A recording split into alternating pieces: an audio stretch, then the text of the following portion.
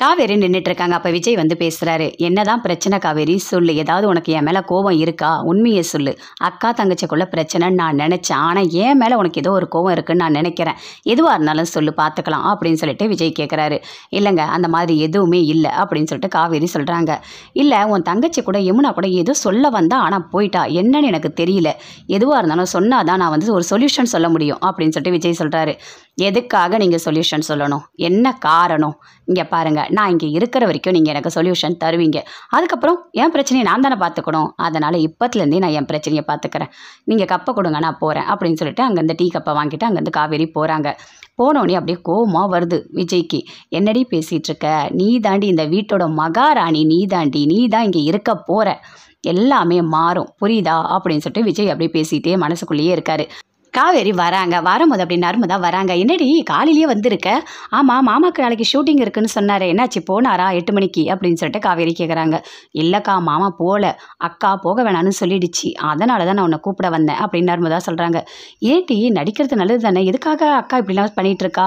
சரி, நீ வந்து கேளு வாக்கா அப்படின்னு சொல்லிட்டு நர்மதா கூப்பிடுறாங்க. காவேரியும் போகிறாங்க. வீட்டில் போனோடனே அப்படியே கேட்குறாங்க. என்ன ஆச்சுக்கா, எதுக்காக நீ மாமாவை நடிக்க வேணான்னு சொல்கிற? ஏன் இப்படிலாம் பண்ணிகிட்டு இருக்க அப்படின்னு சொல்லிட்டு காவேரி கேட்குறாங்க. இங்கே பாரு காவேரி, அவர் போக வேண்டாம்னா போக வேண்டாம். இங்கே தலைக்கு மேலே வேலை இருக்குது, எவ்வளவோ துணி இருக்குது, அதெல்லாம் தைக்கணும். இல்லைனா கஸ்டமர்கிட்ட யார் பதில் சொல்கிறது?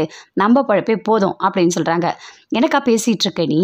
மாமாவுக்கு ஒரு வாய்ப்பு கிடைச்சா நல்லது தானக்கா, இன்னும் ஒரு பெரிய ஆளாக வருவார்ல அப்படின்னு காவேரி சொல்கிறாங்க. இங்கே பாரு காவேரி, நான் சொல்கிறத கேளு. அவர் போக வேண்டாம்னா போக வேண்டாம் அப்படின்னு சொல்லிட்டு அங்கேருந்து கங்கா பயங்கர கோவமாக சொல்கிறாங்க. அக்கா, என் கூட ஒரு நிமிஷம் வா அப்படின்னு சொல்லிட்டு அப்படியே காவேரி கையை பிடிச்சி இழுத்துட்டு வராங்க. ஏன்டி, இதுக்காகடி இப்படிலாம் பண்ணிகிட்டு இருக்க அப்படின்னு சொல்லிட்டு கேட்குறாங்க கங்கா. இங்கே பாருக்கா, மாமா நடித்தா நல்லது தானக்கா, பெரிய ஆளாக வருவார். நீ ஏன்க்கா இப்படிலாம் பண்ணிகிட்டு இருக்க? இந்த மாதிரி சான்ஸ்லாம் யாருக்கும் கிடைக்காதுக்கா அப்படின்னு காவேரி சொல்கிறாங்க. நீ சொல்கிறதெல்லாம் கரெக்டு தான். ஆமாக்கா, நீ இதுக்கு முன்னாடி கூட மாமா நடித்தா நடிக்கட்டும்னு சொன்னேன், இப்போ ஏன்க்கா மாற்றி பேசுகிற அப்படின்னு காவேரி கேட்குறாங்க. இல்லை, அவர் நடிக்கிறது எனக்கு ஒன்றும் பிரச்சனை இல்லை, ஆனால் எனக்கு ஒரு பயம் இருக்குது அப்படின்னு சொல்கிறாங்க. பயமா? என்னக்கா பயம்? சொல்லுக்கா, எந்த பயமாக இருந்தாலும் சொல்லு. எதையாவது நினச்சி நீயாவே கற்பனை பண்ணிட்டு இருக்காதக்கா அப்படின்னு சொல்லிட்டு காவேரி சொல்கிறாங்க. இல்லடி, சொல்லுக்கா, உண்மையை சொல்லுக்கா அப்படின்னு சொல்லிட்டு காவேரி கேட்குறாங்க. இல்லை, அவர் அந்த பொண்ணு கூடலாம் வந்து தொட்டு நடிக்கிற மாதிரி இருக்கும், கட்டி பிடிக்கிற மாதிரி இருக்கும், அது எனக்கு பிடிக்கல, அதனால தான் நான் சொல்கிறேன் அப்படின்னு சொல்லிட்டு கங்கா சொல்கிறாங்க. அப்படியே காவேரி வெக்கப்பட்டு அப்படியே சிரிக்கிறாங்க. ஓ, இப்படியா? நான் பார்த்த கங்காக்கா மாதிரி இல்லையே, கொடைக்கானலில் ஒரு மாதிரி இருக்க, இப்போ ஒரு மாதிரி இருக்க. என்னக்கா, உன் கதையே எனக்கு புரியல அப்படின்னு சொல்லிட்டு காவேரி கேட்குறாங்க. அதுக்கு கங்கா சொல்கிறாங்க. இல்லை, நாங்கள் ஒரு வாட்டி ரோட்டில் போனோம், அப்போ சொன்னாங்க அந்த பொண்ணுக்கேற்ற ஜோடி நீ தான், நல்லா இருக்கப்பா அப்படின்னு சொன்னாங்க.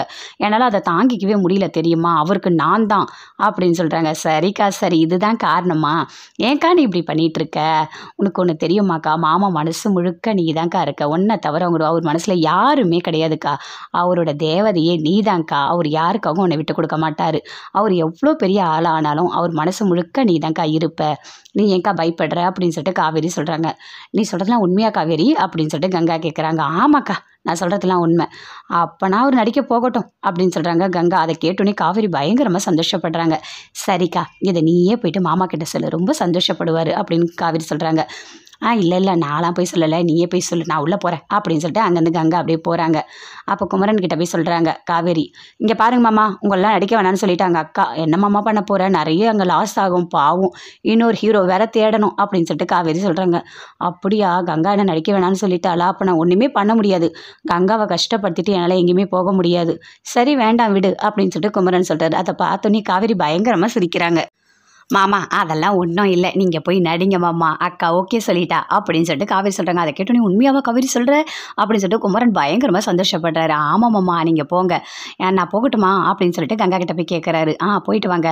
சரி, நீ வா, நீயும் வந்துட்டு நான் நடிக்கிற இடத்துல வந்துட்டு நீ டேரெக்டாக உட்காந்து பாரு, அப்போ உனக்கு நல்லா இருக்கும் அப்படின்னு சொல்லிட்டு குமரன் சொல்கிறாரு. இல்லை, இப்போ வேண்டாம், நான் அடுத்த வாட்டி வரேன், நீங்கள் கிளம்புங்க. இங்கே பாருங்கள், அந்த பொண்ணோட கட்டி பிடிக்கிறது, முத்தம் கொடுக்கறது, இதெல்லாம் நீங்கள் பண்ணக்கூடாது, புரியுதா அப்படின்னு சொல்கிறாங்க. அது எப்படி, நடிக்கிறதுன்னு வந்துட்டா கட்டி பிடிக்கிறது, முத்தம் கொடுக்கறது, இதெல்லாம் பண்ணிதானே ஆகணும் அப்படின்னு குமரன் சொல்கிறாரு.